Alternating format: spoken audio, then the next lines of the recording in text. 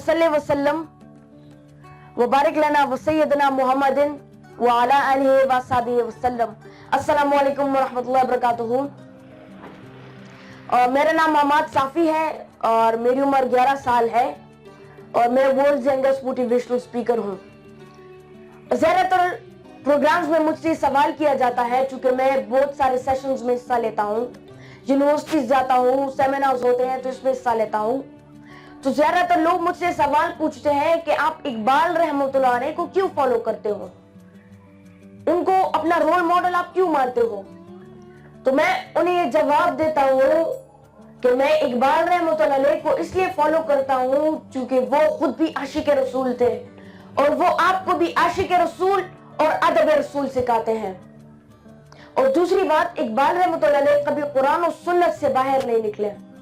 वो जो भी बात करते हैं कुरान और सुन्नत को कोट करते हुए कहते हैं और पूरी उम्मत मुस्लिमा नहीं बल्कि पूरी दुनिया को पैगाम देते हैं। आज के इस प्रोग्राम का टॉपिक तो बहुत प्यारा है, सीरतुन नबी इकबाल की नजर में, और चूंकि मैं इसके लिए काम भी कर रहा हूं, मैं भी अपने आप को एक आशिक रसूल समझता हूं, तो इसलिए मैं बहुत ज्यादा खुश हूं। मैं जब रास्ते से आ रहा था तो मैं बहुत ज्यादा खुश था, क्योंकि ये ऐसा फील होता है कि अपने ही लोगों के साथ में, मतलब अपनी फैमिली मेंबर्स के सामने मैं खड़ा हूं, स्पीच दे रहा हूं।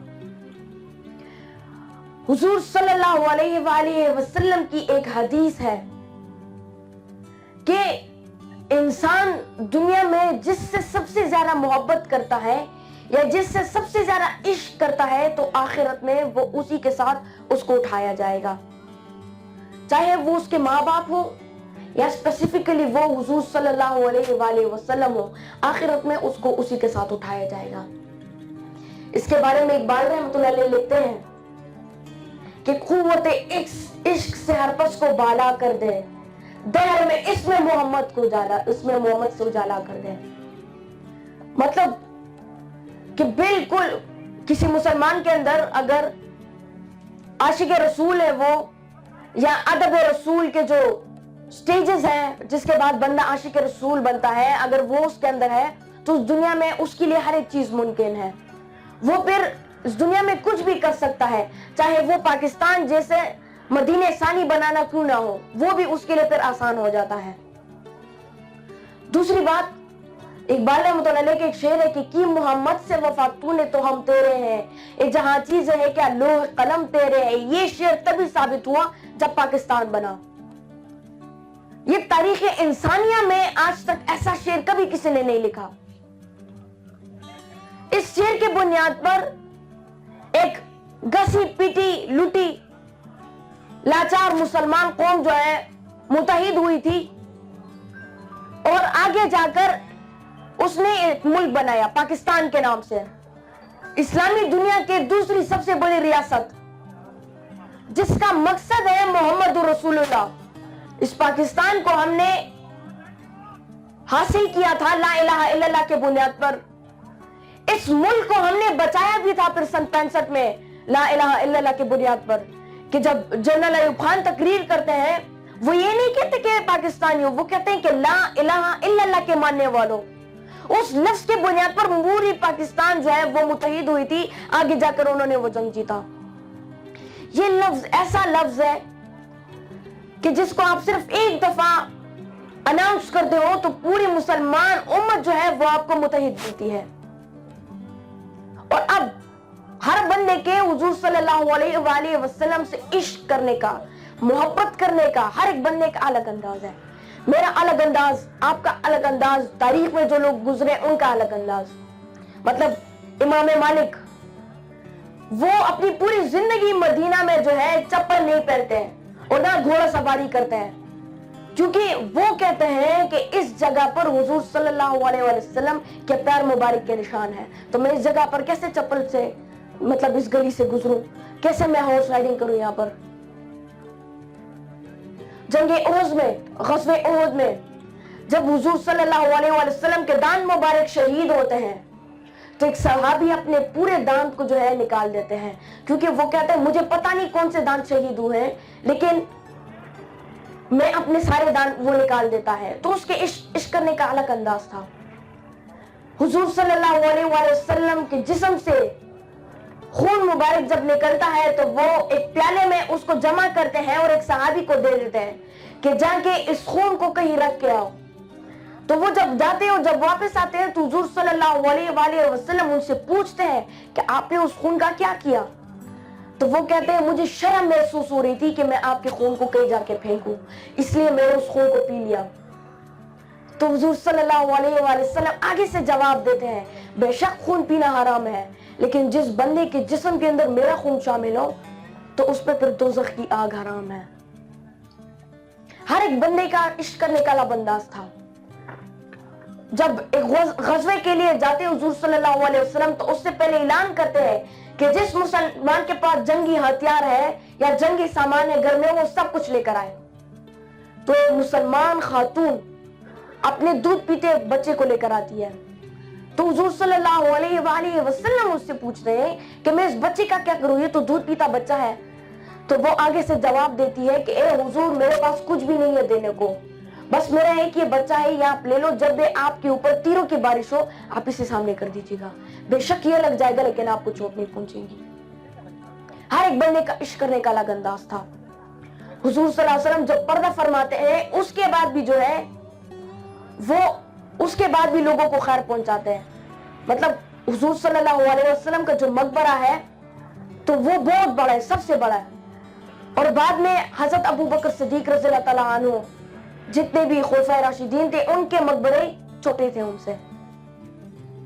ایک صحابی جو ہے حضور صلی اللہ علیہ وسلم سے گرمی میں ملتے ہیں، گرمی کے موسم میں. تو وہ یہ بات نوٹس کرتے ہیں کہ حضور صلی اللہ علیہ وسلم کے جو کرتا ہے تو اس کے جو بٹنز تھے وہ کھلے ہوئے تھے.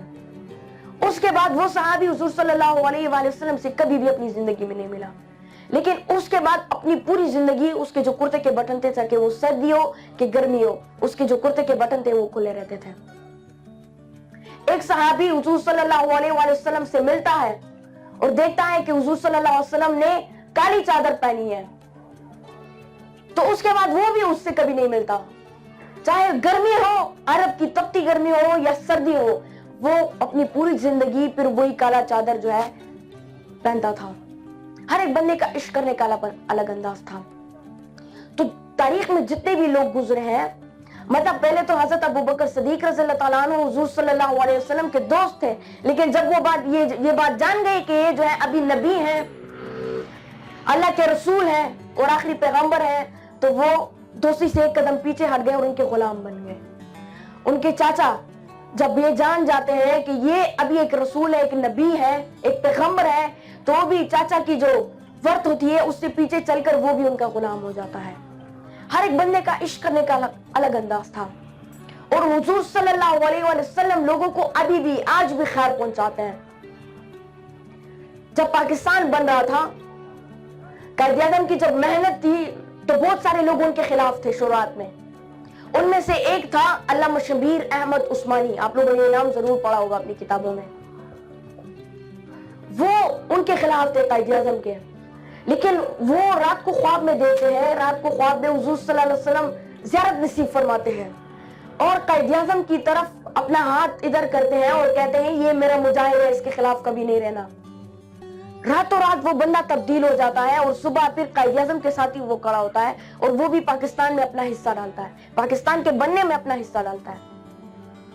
تو اس ملک کے بننے میں بھی حضور صلی اللہ علیہ وسلم کا بہت بڑا کردار تھا. اگر ہم عاشق رسول بنیں گے، ادب رسول سیکھیں گے، حضور صلی اللہ علیہ وسلم سے عشق سیکھیں گے، تو پھر دنیا میں ہمارے لیے کوئی چیز بھی ناممکن نہیں ہوتی، ساری چیزیں جو ہے ممکن بن جاتی ہیں. پھر ہم 300 جنگوں میں حصہ لیتے ہیں لیکن ایک جنگ میں بھی شکست نہیں کھاتے ہیں. پھر ہم خشکی کے راستے سے گشتوں کو کھینچتے ہیں اور جا کو استنبول کو فتح کرتے ہیں. پھر ہم اپنی گشتوں کو جلاتے ہیں اور اسپین پر 800 سالہ حکومت مسلمانوں کی قائم کرتے ہیں. پھر ہمارے اندر ایک برداشت آتا ہے. حضور صلی اللہ علیہ وسلم برداشت بھی کرتے تھے، لوگوں کو معاف بھی کرتے تھے. تو ان کی سیرت اگر ہم اپنے آپ میں امپلیمنٹ کریں گے، وہ جس طرح زندگی بسر کرتے تھے، سادگی، پیار محبت سے بات کرنا، اگر یہ ہم اپنے آپ میں امپلیمنٹ کریں گے تو ہم اس مقام پر پہنچیں گے جس مقام پر اللہ نے ہمارے ساتھ وعدہ کیا اور ہم نے اللہ کے ساتھ وعدہ کیا پاکستان کو اس مقام تک پہنچائیں گے, اور پھر ہمارا جو سفر وہ خود ہی سے خدا تک ہوگا. پھر جب ہم اذان کریں گے تو زمین سے لے کر عرش تک یہ ساری جگہ لرزے گی, پھر زمین و آسمان کرسی و عرش, پھر ہمارے خود ہی کی زد میں ساری خدائی ہوگی. پھر ہم مرد آزاد بن جائیں گے, مرد غیور, تیرے آزاد بندوں کی نہ یہ دنیا نہ وہ دنیا, یہاں مرنے کی پابندی وہاں جینے کی پابندی. یاد رکھیں کہ حضور صلی اللہ علیہ وسلم کے عشق کے بنیاد پر اس ملک کو ہم نے بنایا بھی تھا جس طرح میں نے بات کی, اور اب اگر ہم نے اس ملک کو آگے لے جانا ہے اور ترقی دینی ہے تو اس میں بھی اس کا بہت بڑا رول ہے, اس کا بہت بڑا کردار ہے. اس ملک کا ہم کہتے ہیں نا کہ پاکستان کا مطلب کیا, لا الہ الا اللہ, اور اس کا مقصد کیا, محمد رسول اللہ. پاکستان کی تعمیر تو لا الہ الا اللہ کی بنیاد پر ہوئی ہے, لیکن اس کی تکمیل محمد رسول اللہ کی بنیاد پر ہونا باقی ہے, اور انشاءاللہ وہ ہم کریں گے, وہ ہماری نسلیں کریں گی, اور ہم سب لوگوں پر ایک قرض ہے, ایک قرض, اور وہ قرض یہ ہے کہ ہم نے اپنے بچوں کو عشق رسول سکھانا ہے, ادب رسول سکھانا ہے. ایک واقعہ ہے کہ اسکول میں انسپیکشن کے لیے ایک انسپیکٹر آتا ہے, اور وہ جب کلاس روم کے اندر جاتا ہے تو ایک اسٹوڈنٹ کو کھڑا کرتا ہے اور اس سے پوچھتا ہے, بولو مسلمانوں کے آخری نبی کا کیا نام ہے؟ تو وہ بچہ اسے کہتا ہے مجھے 2 منٹ دیجئے, میں باہر جا کر واپس آتا ہوں, میں آپ کو بتا دوں گا. وہ دوبارہ پوچھتا ہے کہ بولو مسلمانوں کے آخری نبی کا کیا نام ہے؟ تو بچہ پھر درخواست کرتا ہے میں 2 منٹ کے لیے باہر جاتا ہوں, جب آؤں گا میں آپ کو بتا دوں گا. اس کو بہت زیادہ مار بھی پڑتی اس بچے کو, لیکن وہ پھر یہ کرتا ہے, خواہش کرتا ہے کہ میں 2 منٹ باہر جانا چاہتا ہوں, جب واپس آؤں گا تو میں آپ کو پھر بتا دوں گا. تو وہ انسپیکٹر پھر اسے کہتا ہے میں 2 منٹ بعد آؤں گا, میں تم سے سوال پھر پوچھوں گا, تم نے مجھے اس کا جواب دینا ہے. جب 2 منٹ بعد وہ انسپیکٹر واپس آیا تو دیکھتا ہے اس بچے کے جسم سے قطرے ٹپکتے ہیں, پانی کی جو بوندیں ہوتی ہے وہ ٹپکتی ہے. تو اس کے جسم سے ایسا لگتا ہے کہ اس نے وضو کیا ہے. تو وہ پھر اس سے پوچھتا ہے کہ بتاؤ اس کا نام کیا ہے مسلمانوں کے آخری نبی کا؟ تو بچہ ایک نام نہیں بلکہ سارے کے سارے 99 نام انہیں بتا دیتا ہے, اور پھر رو پڑ جاتا ہے وہ بچہ, اور آخر میں کہتا ہے کہ میرے ابو جان نے مجھے یہ بات سکھائی ہے کہ حضور صلی اللہ علیہ وسلم کا نام تم نے اپنے منہ سے تب نکالنا ہے جب تم نے وضو کیا ہو. یہ ہوتا ہے عشق رسول. ہر بندہ الگ طریقے سے جو ہے ادب رسول جو ہے اس کو ڈیلیور کرتا ہے. تو ہم پر یہ قرض ہے کہ ہم نے اپنے بچوں کو عشق رسول سکھانا ہے تاکہ وہ اپنی اسی مر سے ٹرین ہو, اور آگے جا کر اس پاکستان کی تکمیل وہ کرے, آگے جا کر لا الہ الا اللہ کے بنیاد پر دوبارہ وہ جو ہے متحد ہو, آگے جا کر پھر ایسے لوگ پیدا ہوں کہ 300 جنگوں میں حصہ لیں گے لیکن ایک جنگ میں بھی شکست نہیں کھائیں گے. ہم پر یہ قرض ہے اور ہم نے انشاءاللہ اس قرض کو پورا کرنا ہے. یاد رکھیں اس دنیا میں اسلام کی 2 بڑی ریاستیں ہیں, ایک مدینہ اور دوسرا پاکستان. یہ مدینہ ثانی, مدینہ منورہ, جس سے پھر اسلام پوری دنیا میں پھیلا. کیسے پھیلا؟ وہاں کے جو لوگ تھے, وہاں کے جو مسلمان تھے حضور صلی اللہ علیہ وسلم سے حد درجہ محبت کرتے تھے, حد درجہ پیار کرتے تھے. جب حضور صلی اللہ علیہ وسلم باتیں کرتے تھے تو دن رات اسی کے ساتھ بیٹھے ہوتے تھے اور ان کی باتیں سنا کرتے تھے. دل نہیں کرتا تھا کہ ان کا کہ ان سے میں دور ہٹ جاؤں, ان کے لیے جان بھی دینے کو تیار تھے وہ. تو اس کو کہتے ہیں عشق رسول.